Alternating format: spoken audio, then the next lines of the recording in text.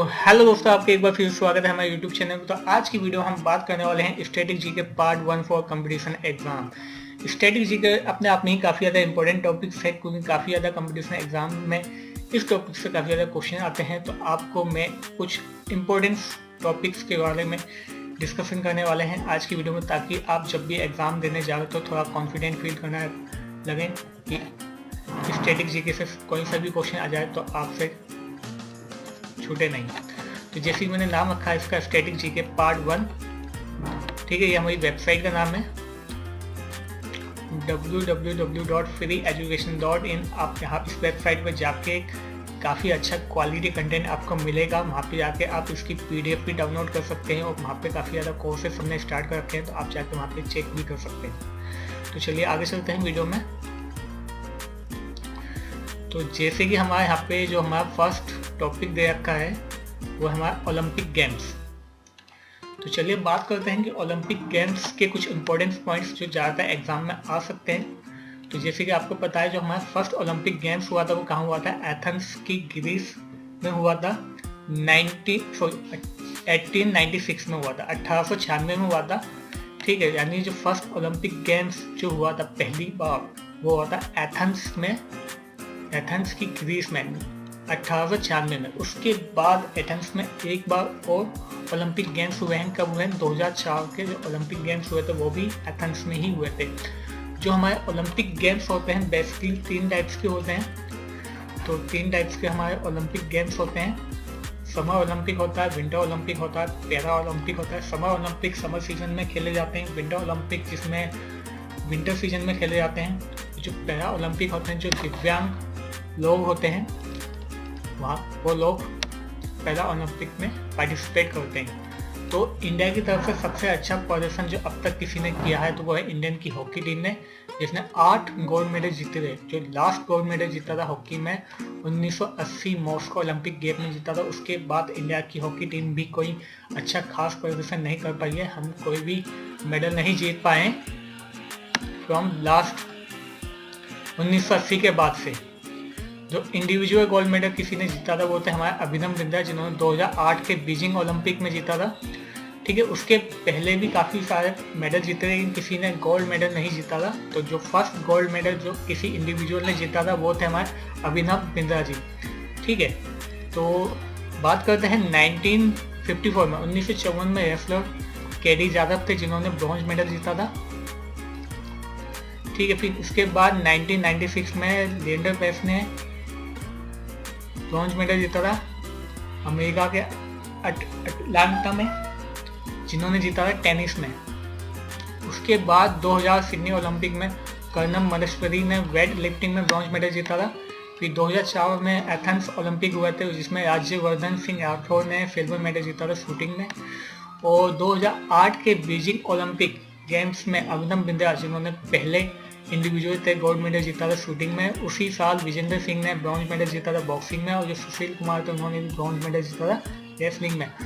सबसे अच्छा एक तरीके से कहा जाए तो जो इंडिया का प्रदर्शन रहा था 2012 में रहा था लंदन ओलंपिक में, इंडिया ने 6 मेडल जीते। हालांकि कोई गोल्ड मेडल तो नहीं जीत पाए थे हम, लेकिन उसमें 2 सिल्वर और 4 ब्रॉन्ज मेडल हमने जीते थे।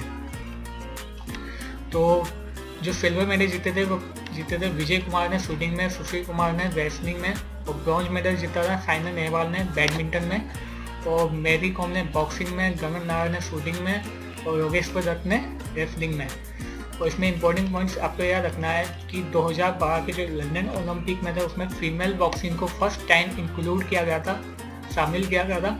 तो उसी साल मैरी कॉम ने उसमें ब्रॉन्ज मेडल जीता था। इससे पहले भी मैरी कॉम काफ़ी अच्छी बॉक्सिंग फाइटर मानी जाती हैं, उन्होंने काफ़ी ज़्यादा मेडल्स जीते थे।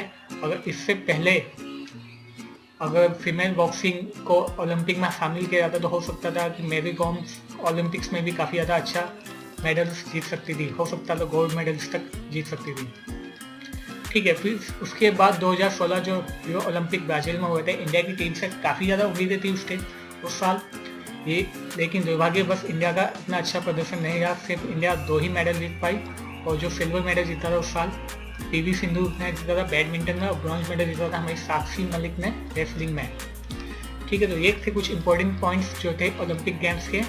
उसके बाद जो नेक्स्ट इम्पोर्टेंट टॉपिक आता है आपका आता है इसरो। तो इसरो के कुछ इंपॉर्टेंट पॉइंट्स को हम याद करने की कोशिश करते हैं कि पहला इसरो की फुल फॉर्म जो आती है इंडियन स्पेस रिसर्च ऑर्गेनाइजेशन, जिसको फाउंड किया था 1969 में 15 अगस्त के दिन तक। ठीक है, यानी कि इसरो की स्थापना 1969 में हुई थी, 1969 में 15 अगस्त का दिन था। जो हेडक्वार्टर है इसरो का वो कहाँ है, बेंगलोर में। जो उसके चेयरमैन है वो है के सिवान, और इसरो की जो कमर्शियल ब्रांच है उसका नाम है अंतरिक्ष। ठीक है, यानी जितने भी इंटरनेशनल अफेयर्स यानी इंटरनेशनल जो भी स्पेस के जो भी कमर्शियल काम होता है वो करती है हमारी अंतरिक्ष करती है। विक्रम साराभाई को हम father of Indian space programme के नाम से भी जाने जाते हैं, और यही थे। ठीक है, विक्रम साराभाई को हम father of Indian space programme भी कहा जाता है क्योंकि इन्होंने ही इसकी स्थापना की थी। तो विक्रम साराभाई स्पेस सेंटर है जो तिरुवनंतपुरम में है। ठीक है, वो केरला में स्थित है। और सतीश धवन एक लॉन्चिंग सेंटर भी है, सतीश धवन लॉन्चिंग सेंटर श्रीहरिकोटा में आंध्र प्रदेश में। एक दूसरा एक IIRS Indian institute of remote sensing centre है जो कि है देहरादून में। ठीक है, इसके बाद जो नेक्स्ट इंपॉर्टेंट पॉइंट है जो इसरो का है, होमी भाभा को father of India's nuclear science programme भी कहा जाता है, होमी भाभा। तो ये कुछ इंपॉर्टेंट पॉइंट्स हैं जो इसरो से रिलेटेड हैं एग्जाम पॉइंट ऑफ व्यू, काफ़ी ज़्यादा इंपॉर्टेंस है, तो इनको याद करना है। तो इसके बाद हमारा जो नेक्स्ट टॉपिक आता है वो है हमारा नोबेल प्राइज। तो नोबेल प्राइज एक्चुअली हम कह सकते हैं कि बहुत सालों से है, लेकिन हमें जो एग्जाम पॉइंट ऑफ व्यू हमें याद रखना है वो याद करना है कि इंडिया की तरफ से किस किसने नोबेल प्राइज जीते थे। तो जैसे कि आपको पता है सबसे पहला जो नोबेल प्राइज जीता था 1913 में जीता था, किन्होंने, लिटरेसी में रविंद्रनाथ टैगोर ने जीता था। इंडिया के फर्स्ट साइंटिस्ट जो थे वो थे CV रमन, उन्होंने भी नोबेल प्राइज जीता था 1930 में।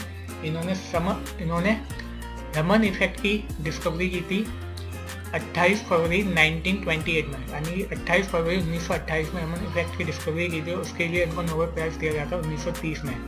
ठीक है, उसके बाद इंडिया की तरफ से मदर टेरेसा ने नोबेल प्राइज जीता था पीस एंड सोशल वेलफेयर 1979 में। उसके बाद अमर्त्य सेन को मिला था। ठीक है, अमर्त्य सेन को इकोनॉमिक साइंस के लिए मिला था 1998 में।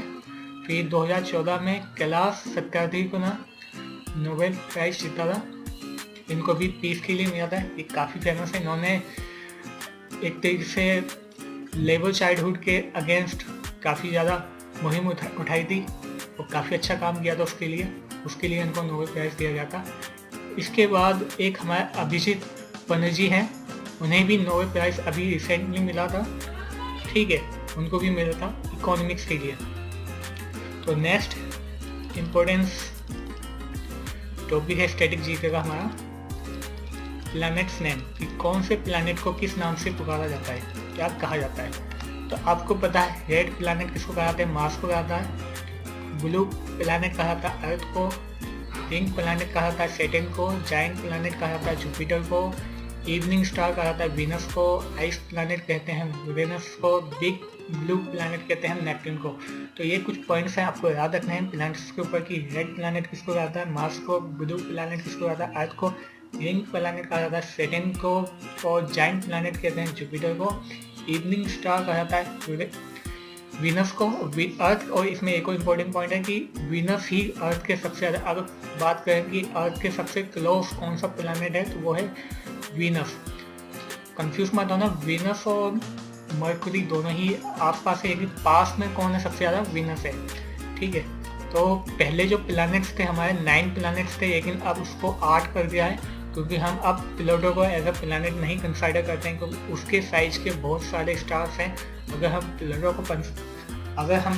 को प्लैनेट कंसिडर करेंगे तो बाकी के जो हैं उनको भी प्लैनेट कंसिडर करना पड़ेगा। इसी वजह से हमने प्लूटो को प्लैनेट कंसिडर करना बंद कर दिया है। ठीक है, तो ये थे कुछ इंपॉर्टेंट पॉइंट्स प्लैनेट्स के ऊपर जो एग्जाम पॉइंट ऑफ व्यू काफ़ी ज़्यादा इंपॉर्टेंस है, आपको याद रखना है। तो नेक्स्ट हमारा टॉपिक आता है इंडियन म्यूज़ियम। तो हमें कुछ इम्पोर्टेंट इंडियन म्यूज़ियम्स याद रखने हैं, कौन सा म्यूज़ियम कहाँ पे है, क्योंकि एग्जाम पॉइंट ऑफ व्यू से काफ़ी ज़्यादा इंपॉर्टेंट है ये टॉपिक्स भी। ठीक है, तो फर्स्ट है नेशनल म्यूज़ियम जो दिल्ली में है। फिर उसके बाद इंडियन म्यूज़ियम जो कलकत्ता में है। फिर प्रिंस ऑफ वेल्स म्यूज़ियम जो मुंबई में है। कैलिको टेक्सटाइल म्यूजियम अहमदाबाद में, नेपियर म्यूजियम तिरुवनंतपुरम केरला में है और नेशनल रेलवे म्यूजियम दिल्ली में। इसके कुछ एक्स्ट्रा पॉइंट्स मैं आपको बता देता हूँ जो याद रखने हैं आपको। एक लूवरे म्यूजियम भी है जो कि वर्ल्ड का लार्जेस्ट आर्ट म्यूजियम है। हिस्टोरिकल मोन्यूमेंट्स इन पेरिस, काफ़ी ज़्यादा हिस्टोरिकल है। तो ये कहाँ पे, पेरिस में है, फ्रांस के, जहाँ पे मोनालिसा पिक्चर है, यानी जो फेमस मोनालिसा पिक्चर है ना वो इसी म्यूजियम में है। तो दूसरा है एक्रोपोलिस म्यूजियम जो कि एथेंस में है, ठीक है। यहाँ पे आर्कियोलॉजिकल म्यूजियम भी कहा जाता है इसको, एक तरीके से आर्कियोलॉजिकल चीज़ें इसमें होती हैं। इसके बाद हमारा जो नेक्स्ट इम्पोर्टेंस टॉपिक आता है वो है हमारा नेम ऑफ पार्लियामेंट। तो नेम ऑफ पार्लियामेंट में हम जैसे कि आपको पता है इंडिया की पार्लियामेंट को क्या कहते हैं, संसद कहते हैं। यूएसए की पार्लियामेंट को कांग्रेस कहते हैं। अफगानिस्तान की पार्लियामेंट को शूरा कहते हैं, मिली शूरा। बांग्लादेश की द जातीय संसद, रशिया की दूमा, जापान की इंपीरियल राइट्स। तो ये कुछ importance exam point of view काफ़ी इंपॉर्टेंस हैं, तो इसको भी आपको याद रखना है। और ये कुछ पॉइंट टू रिमेंबर जो याद करने की चीज़ें हैं, इससे रिलेटेड आपको बता देता हूँ कि जो इंडिया की जो लोकसभा है उसको हम लोअर हाउस कहते हैं, जो राज्यसभा होती है उसको अपर हाउस कहते हैं, ठीक है। और इंग्लैंड की जो लोअर हाउस होती है उसको हम हाउस ऑफ कॉमन कहते हैं, जो अपर हाउस होती है उसको हम हाउस ऑफ लॉर्ड कहते हैं। इंडिया में ये जो टू हाउस का जो कॉन्सेप्ट था वो कहाँ से आया था, यूके से आया था, ठीक है। अमेरिका में जो लोअर हाउस होती है उसको हम हाउस ऑफ रिप्रेजेंटेटिव कहते हैं, जो अपर हाउस होती है उसको हम सेनेट कहते हैं, ठीक है। तो ये पॉइंट्स भी आपको याद रखने हैं। नेक्स्ट पॉइंट देखा है हमें, what is the validity of check. Check की वैलिडिटी कितनी होती है, तो चेक की वैलिडिटी 3 महीने होती है। अगर 3 महीने के बाद चेक को आप यूज़ करोगे तो वो होता है स्टेल चेक, उसको हम स्टेल चेक कहते हैं, ठीक है। लेकिन पहले जो वैलिडिटी थी उसकी चेक की वो 6 महीने थी, लेकिन आरबीआई ने उसको कम करके अब 3 महीने कर दिया है। नेक्स्ट पॉइंट देखा था नेशनल साइंस डे। तो नेशनल साइंस डे इंडिया में 28 फरवरी को मनाया जाता है, क्योंकि उस दिन सीवी रमन ने अचीव किया था, रमन इफेक्ट यानी डिस्कवर किया था, जिसके लिए उनको नोबेल प्राइज भी दिया गया था 1930 में। तो 28 फरवरी 1928 में इन्होंने रमन इफेक्ट की डिस्कवरी की थी, जिसके लिए हम इसको as a science day celebrate करते हैं। तो नेक्स्ट इम्पोर्टेंट पॉइंट्स आता है हमारा परसेंटेज ऑफ गैस। तो स्टैटिक जीके में जो परसेंटेज ऑफ गैस एक तरीके से बात करेगी कि जो एयर है, एयर के अंदर कौन कौन सी गैसेस होती हैं और कितनी परसेंटेज में होती हैं। तो यहाँ पे मैंने आपको दिखा रखा है कि नाइट्रोजन होती है 78%, ऑक्सीजन होती है 21%, आर्गन होती है 0.93% और कार्बन डाइऑक्साइड होती है 0.04%। तो सबसे ज़्यादा अधिक मात्रा में जो गैस होती है वो होती है हमारी 78% नाइट्रोजन। उसके बाद आती है 21% हमारी आती है ऑक्सीजन। फिर उसके बाद जो हमारी आती है 0.93% वो होती है हमारी आर्गन। फिर 0.04% हमारी कार्बन डाइऑक्साइड होती है। बाकी की 0.01% में जो बाकी की गैसें आती हैं वो आती है neon, helium, methane, krypton, hydrogen as well water. ये सब हमारा 0.01% के अंदर आता है। तो इसके बाद अब हमारा जो नेक्स्ट स्टैटिक जी के पार्ट 1 का जो टॉपिक्स है वो हमारा वर्ल्ड कप, ठीक है। तो हमारा लास्ट टॉपिक है आज की वीडियो में। तो आईसीसी क्रिकेट वर्ल्ड कप जो 2023 का होने वाला है वो कहाँ ऑर्गेनाइज होगा, इंडिया में होगा। तो फीफा वर्ल्ड कप 2022 जो होना है वो कहाँ होगा, कतर में होगा। Men's FIH hockey world cup जो होना है 2023 का वो भी इंडिया में ही होगा, ठीक है। अभी तक तो ये सब इंडिया में ही, अभी तक कोई ऑफिशियल अनाउंसमेंट नहीं आई है कि ये कोरोना की वजह से पोस्टपोन हुए हैं या नहीं, लेकिन अभी तक तो यही हमारा सेम शेड्यूल है। तो women's FIH hockey world cup 2022 का जो है स्पेन और नीदरलैंड में होगा। तो इसके कुछ पॉइंट्स आपको याद रखने हैं कि 2019 का जो क्रिकेट वर्ल्ड कप हुआ था वो कहाँ हुआ था, इंग्लैंड एंड वेल्स में हुआ था। कौन जीता था, इंग्लैंड जीता था, उसके रनर थे न्यूजीलैंड। 2018 का फुटबॉल वर्ल्ड कप जो हुआ था वो रशिया में हुआ था और वो उसके विनर था फ्रांस। रनर कौन था, क्रोएशिया ने सबको चौंकाते हुए फाइनल तक जगह बनाई थी, एक एज ए अंडरडॉग खेले थे। और 2018 का जो मेंस हॉकी वर्ल्ड कप हुआ था वो इंडिया के भुवनेश्वर में हुआ था, उसके विनर कौन था, बेल्जियम था, रनर अप नीदरलैंड। तो दोस्तों आज की वीडियो में हमने कुछ इंटरेस्टिंग पॉइंट्स को डिस्कस किया, स्टैटिक जीके से रिलेटेड काफ़ी ज़्यादा इंपॉर्टेंस ये सब पॉइंट है एग्जाम पॉइंट ऑफ व्यू। अगर आप इसी तरीके के और ज़्यादा पॉइंट्स या और ज़्यादा एग्जाम पॉइंट ऑफ व्यू आप देखना चाहते हो तो हमारी वेबसाइट पे आके www.freeeducation.in पे आके चेक इन कीजिए। वहाँ पे आपको काफ़ी ज़्यादा इंपॉर्टेंट और इंटरेस्टिंग पॉइंट मिलेंगे, काफ़ी ज़्यादा इंटरेस्टिंग पॉइंट्स मिलेंगे, तो आप वहाँ जाके उसको पढ़ सकते हो। वहाँ पे PDF भी आपको उपलब्ध होगी, आप डाउनलोड कर सकते हैं। तो आज की वीडियो में इतना ही था दोस्तों, थैंक यू।